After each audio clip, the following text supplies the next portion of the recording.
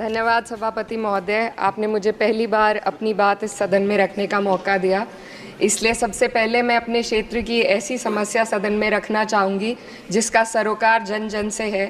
मेरे संसदीय क्षेत्र कैराना में रेलवे मंत्रालय से संबंधित विभिन्न समस्याएं काफ़ी लंबे वक्त से लंबित हैं।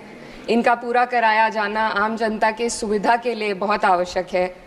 सबसे पहले पानीपत कैराना मेरठ रेल मार्ग का सर्वे कई बार कराया जा चुका है, लेकिन अभी तक इस रेल मार्ग पर कार्य शुरू नहीं हुआ है।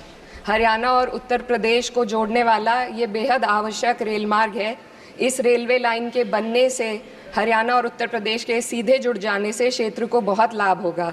इसके अलावा शामली से प्रयागराज तक और शामली से वैष्णो देवी तक नई ट्रेनों के चलाने की मांग क्षेत्र के लोग लंबे समय से करते आ रहे हैं। प्रयागराज में उच्च न्यायालय का होना और वैष्णो देवी एक धार्मिक तीर्थ स्थल होने के कारण दोनों स्थानों की कनेक्टिविटी अति आवश्यक है। अंत में दिल्ली शामली सहारनपुर रेल मार्ग पर स्थित जंधेड़ी फाटक व रामपुर फाटक के ऊपर रेलवे पुलों का निर्माण काफ़ी लंबे समय से अधर में लटका हुआ है, जिसे क्षेत्र की जनता बहुत परेशान है। इन दोनों रेलवे पुलों का निर्माण जल्दी से पूरा कराया जाना भी बेहद ज़रूरी है।